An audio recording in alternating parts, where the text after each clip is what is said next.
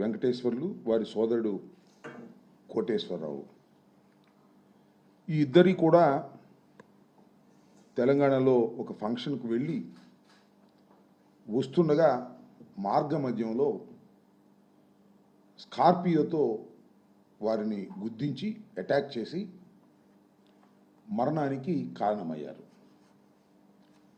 ఇది పల్నాడు ప్రాంతంలో రాష్ట్రంలో ఒక్కసారిగా ఉలిక్కిపడేటటువంటి పరిస్థితికి ఈ దారుణ హత్య ఒక సంచలనాన్ని సృష్టించినటువంటి సంఘటన. దీని మీద వెంటనే పోలీసు వారు వెళ్ళడం, దాన్ని ఇన్వెస్టిగేషన్ ప్రక్రియలో ఆ స్పాట్కి సాక్షాత్తు ఎస్పీ గారు వెళ్ళారు. వెళ్ళి ఎస్పీ గారు అక్కడ ప్రెస్లో కూడా మాట్లాడినప్పుడు ఆయన చెప్పిన మాటలు మీ అందరూ వినే ఉంటారు. వినకపోతే వినవలసిందిగా కూడా నేను ఈ సందర్భంగా చెప్పదలుచుకున్నాను. ఆయన ఏమన్నాయంటే, ఇద్దరు చనిపోయారు, జేవిశెట్టి వెంకటేశ్వర్లు అదేవిధంగా కోటేశ్వరరావు. చంపిన వాళ్ళు కూడా తెలుగుదేశం పార్టీ వారే, చచ్చిన వారు తెలుగుదేశం పార్టీ వారే, చంపిన వారు తెలుగుదేశం పార్టీ వారే. ఆ గ్రామంలో ఉన్న కక్షల కారణంగా వారు చనిపోయారు, దీని మీద ఇన్వెస్టిగేషన్ చేస్తున్నామని చెప్పారు. That is the first reaction from the police.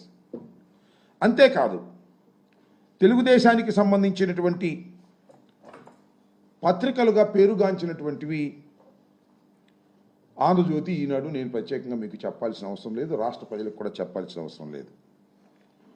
వాళ్ళు కూడా రాసినటువంటి రాతలు కానీ వారి టీవీల్లో చెప్పింది కానీ, ఇద్దరు తెలుగుదేశం కార్యకర్తలు దారుణ హత్యకు గురయ్యారు, చంపిన వాళ్ళు కూడా అదే గ్రామానికి చెందిన వారు, ఆధిపత్య పోరు కోసం వారికి సంబంధించిన తెలుగుదేశం వారే చంపారు. వాళ్ళు తోట వెంకటరామయ్య ఆయన తోట గురవయ్య, వీళ్ళిద్దరు బ్రదర్సు. జలిశెట్టి శ్రీనివాసరావు బొబ్బిలంటారు ఆయన. వీళ్ళు ఈ వర్గం వాళ్ళిద్దరిని చంపారు. ఇది ఆధిపత్య పోరు. రేపు జరగబోయేటటువంటి గ్రామ ప్రెసిడెంట్కి సంబంధించిన ఎన్నికల్లో వారి ఆధిపత్యం కోసం వీరిద్దరిని చంపారు అనేటువంటి మాట కూడా వారి పత్రికలే రాశాయి. దీనిలో ఎవరు చెప్పింది కాదు. దానిలో ఈనాడులో రాసింది నేను చదివి వినిపిస్తాను, తెలుగుదేశం పత్రిక కాబట్టి. శనివారం వెల్దుర్తి మండలం బొందిలవీడిలో జేవిశెట్టి వెంకటేశ్వర్లు కోటేశ్వరరావు అన్నదమ్ములు ఇద్దరిని కారులో ఢీకొట్టి హతమార్చారు. జిల్లా వాసులు ఉలిక్కి పడేలా చేసింది. సమస్యాత్మక గ్రామమైన వెల్దుర్తి మండలం గుండ్లపాడుపై ప్రత్యేక దృష్టి పెట్టకపోవడంతోనే హత్య జరిగాయని పోలీసుల వైఫల్యాన్ని పల్నాడు వాసులు ఎత్తి చూపుతున్నారు. ఎత్తి చూపుతున్నారు. ఇది పోలీసుల వైఫల్యం అనేటువంటి మాట చెప్పారు అక్కడ. మళ్ళా పక్కా నిఘా వైఫల్యం. ఈ నెల 21న జిల్లా ఎస్పీ కంచి శ్రీనివాసరావు గుండ్లపాడులో స్వయంగా పల్లె నిద్ర చేశారు. గ్రామంలో శాంతి భద్రతలకు విఘాతం లేకుండా ఉండాలని, ప్రశాంత వాతావరణంలో జీవించాలని హితబోధ చేసిన వర్గ పోరు ఆగలేదు. అంటే దిస్ ఇస్ ద వైఫల్యం, పోలీసుల యొక్క ఇన్ఎఫిషియన్సీ ఉంది అనేది ఈనాడు పత్రికలో రాస్తున్నారు. బహుశా ఎస్పీ గారు వాళ్ళకి నచ్చలేదు అనుకుంటా, తొందరలోనే ఎస్పీ గారిని ట్రాన్స్ఫర్ చేయాలనుకుంటున్నారో మరి ఏమో తెలియదు. అంటే పోలీసు వైఫల్యం వలన ఇది జరిగాయని చాలా స్పష్టంగా వాళ్ళు చెప్పారు. నేను ఎందుకు ఈ విషయం అంతా చెప్తున్నానంటే చాలా ఆశ్చర్యం. ఇరు వర్గాలు తెలుగుదేశానికి సంబంధించినవే, ఎప్పుడు వైసీపీకి సంబంధించిన వారు కాదు. ఈ తోట వెంకటరామయ్య వర్గం కానీ జేవిశెట్టి వెంకటేశ్వర్ల వర్గం కానీ వీళ్ళిద్దరూ కూడా ఎప్పుడు వైఎస్ఆర్ కాంగ్రెస్ పార్టీకి సంబంధము లేనటువంటి రెండు వర్గాలు. ఈ రెండు వర్గాల ఆధిపత్య పోరులో ఒక తెలుగుదేశం వర్గం మరొక తెలుగుదేశం వర్గాన్ని చంపేస్తే వైసీపీకి ఏం సంబంధం అనేది ఇక్కడ ప్రశ్న. వైసీపీకి సంబంధం ఉందంట. ఈ హత్య కారణం మా పిల్లల రామకృష్ణారెడ్డి, పిన్నెల వెంకటరామిరెడ్డి, వీళ్ళిద్దరూ కారణమట. ఎఫ్ఐఆర్ పెట్టేశారు, రిజిస్టర్ చేసేశారు. ఏంటిది? రాజకీయ కక్ష కాదా అని అడుగుతా ఉన్నా. ఇది ధర్మమా అని అడుగుతా ఉన్నా. నేను చాలా సందర్భాల్లో చెప్పా, 307 పెట్టేస్తున్నారు, డెడ్ బాడీ లేదు కాబట్టి 307 పెడుతున్నారు, డెడ్ బాడీ దొరికితే 302 పెడతారు అని. వాళ్ళు డెడ్ బాడీ దొరికింది, తెలుగుదేశం వాళ్ళు నరుక్కున్నారు, చచ్చిపోయారు. 2 డెడ్ బాడీలు ఉన్నాయి. ఏం చేయాలి ఇప్పుడు? తెలుగుదేశం వాళ్ళ మీద కేసు పెట్టాలి, ఎవరు చంపారో వాళ్ళని పెట్టాలి. అట కాదంట, రాజకీయ కక్షతో రామకృష్ణారెడ్డి, వెంకటరామిరెడ్డి ఇద్దరు అన్నదమ్ముల్ని కూడా ఈ కేసులో పెట్టాల్సిందే అని పెట్టేశారు. ఎక్కడికి పోతున్నారని ఆలోచించమని మనవి చేస్తున్నా. పోలీస్ వ్యవస్థ ఎక్కడికి పోతా ఉంది? పోలీసుల వైఫల్యం అని ఈనాడు రాస్తారు, తెలుగుదేశం వాళ్ళు చెప్తారు. ఎస్పీ శ్రీనివాస్ గారు వెళ్ళి అక్కడే పడుకుని ఒక రోజంతా ఉంటారు, మళ్ళీ ఈ హత్యలు జరుగుతాయి. ఏం చేస్తారు పాపం పోలీసులు మాత్రం? లా అండ్ ఆర్డర్ మెయింటైన్ చేయండి అయ్యా, గ్రామాల్లో కక్షలు కార్పణ్యాలు లేకోకుండా చూడండి. ఎవడైనా కక్షలు కార్పణ్యాలు ఉంటే వాళ్ళని తీసుకొచ్చి బైండ్ ఓవర్ చేయండి. బైండ్ ఓవర్ తీసుకొచ్చి వాళ్ళని పోలీస్ స్టేషన్లో కూర్చోబెట్టి కాస్త కౌన్సిలింగ్ చేయండి. అంటే కౌన్సిలింగ్ అంటే వేరే కాదు, చెప్పండి అని చెప్పటలా. ఇప్పుడు లోకేష్ గారు, హోంమంత్రి గారు, చంద్రబాబు నాయుడు గారు ఏం చెబుతున్నారంటే, ఏదైనా కేసు దొరికితే జగన్మోహన్ రెడ్డి గారు మనుషులు పెట్టేయండి, వైసీపీ కార్యకర్తలను పెట్టేయండి. అంతేకాదు, అవసరమైతే కంప్లైంట్ తీసుకుని ఆ వైసీపీ కార్యకర్త ఎవరైనా మరీ విపరీతంగా మాట్లాడుతూ ఉంటే వాడిని తీసుకొచ్చి ఉల్లు ఓనం చేసేయండి, కొట్టేయండి. అంతే, కొట్టేసి కోర్టులో ప్రొడ్యూస్ చేయండి. నేను చూశాం కదా హరికృష్ణ అనే అతన్ని గురజాల కోర్టులో ప్రొడ్యూస్ చేసే ముందు ఇష్టం వచ్చినట్టు కొట్టారు, కాళ్ళు చేతులు వాసిపోయినాయి. మ్యాజిస్ట్రేట్ గారి ముందుకెళ్ళి చెప్పాడు, తర్వాత గుంటూరు జీజీహెచ్కి రిఫర్ చేశారు. సరే, డాక్టర్లను కూడా మేనేజ్ చేసే కార్యక్రమం చేస్తున్నారు పోలీసు వాళ్ళు, అది వేరే విషయం.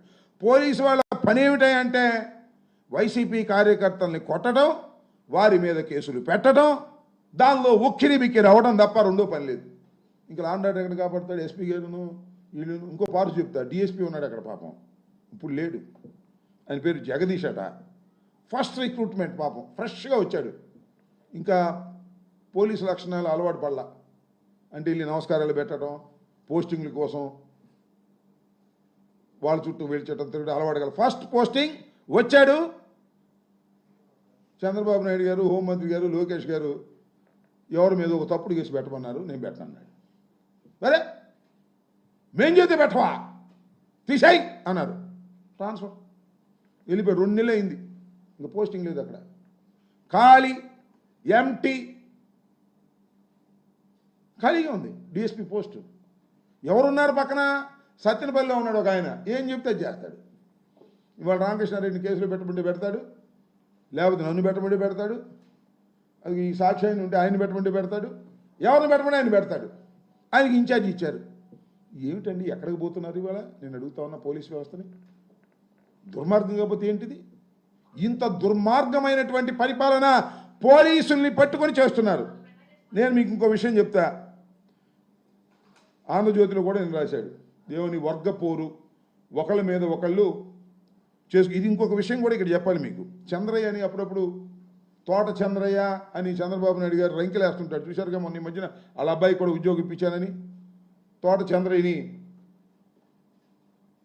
జై జగన్ అనమంటే అనలేదు, జై చంద్రబాబు అన్నాడు, అందుకని చంపేశారు, గొంతు కోసి పారేశారు అన్నాడు. ఇదే గ్రామం ఆ తోట చంద్రయ్యది కూడా.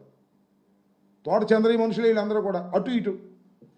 ఏం చేసావయ్యా నువ్వు? నాకు అర్థం కాలేదు. చంద్రబాబు నాయుడు నీ అధికారం కొంచెం సంవత్సరం అయింది కదా, ఈ గ్రామంలో ఫ్యాక్షన్ ఆపగలిగావా? ఈ గ్రామంలో 2 దారుణ హత్యను ఆపగలిగావా?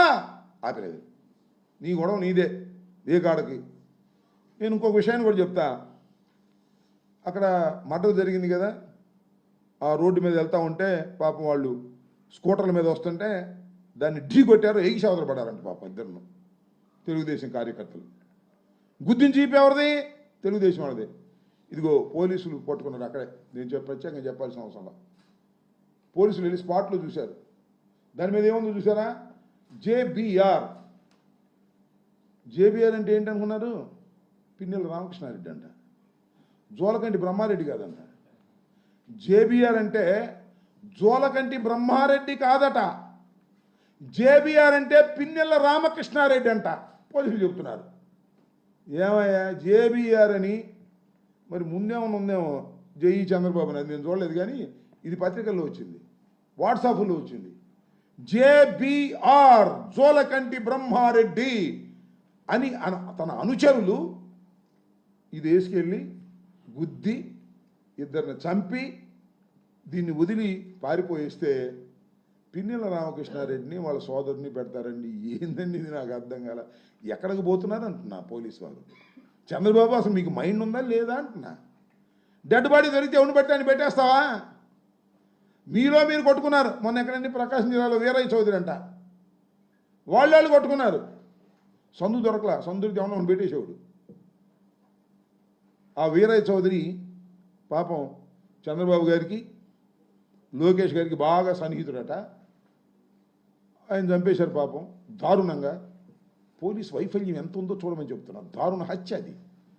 డైరెక్ట్గా తెలుగుదేశం పార్టీకి చెందినటువంటి వ్యక్తిని ఇంకో తెలుగుదేశం పార్టీ వెళ్ళి చంపేశారు. అసలు మా వాళ్ళు వెళ్ళి భయపడి చచ్చిపోతున్నాం మేము, వాళ్ళ మా కార్యకర్తలందరూ కూడా ఏమి లోపలేస్తారండి, మేము చంపుతామా అంత ధైర్యం ఉందా? ఏంటి law and order utter failure అవుతుంది రాష్ట్రంలో. డెడ్ బాడీ దొరకగానే ఎవడొకడు పెట్టేయటం వైఎస్ఆర్ కాంగ్రెస్ పార్టీ వాళ్ళు అనేటువంటి ఉద్దేశంతో ఇవాళ చంద్రబాబు నాయుడు గారి ప్రభుత్వం పనిచేయటం చాలా దురదృష్టకరమని ఈ సందర్భంగా నేను చెప్పదలుచుకున్నాను. ఈ జేబీఆర్ని జోలకంటి బ్రహ్మారెడ్డి గారి బ్రాండ్ వేసుకొని జై తెలుగుదేశం అని వెళ్ళినటువంటి కార్యకర్తలు చంపితే వైఎస్ఆర్ కాంగ్రెస్ పార్టీ మీద పెట్టి కక్ష తీర్చుకోవాలనే ప్రయత్నం మీరు చేస్తున్నారు. ఇది సమంజసం కాదని కూడా ఈ సందర్భంగా నేను మనవి చేస్తున్నా. పాపం ఎస్పీ గారికి కూడా పొద్దున్నే 2-3 సార్లు ఫోన్ చేశా. ఆయన పాపం ఫోన్ ఎత్తట్లా. ఫోన్ ఎత్తే మళ్ళీ ఆయనకి ప్రమాదం, ఎందుకు ట్రాన్స్ఫర్ అయిపోతాడా ఆ జగదీష్ అనే డిఎస్పీ లాగా. ఇప్పుడు కూడా నాకు అనుమానమే, ఎందుకంటే అతను కొద్దిగా మంచోళ్ళే. మంచోళ్ళని చెప్పండి నాకు కూడా ఇబ్బందిగా ఉంది. మంచోళ్ళని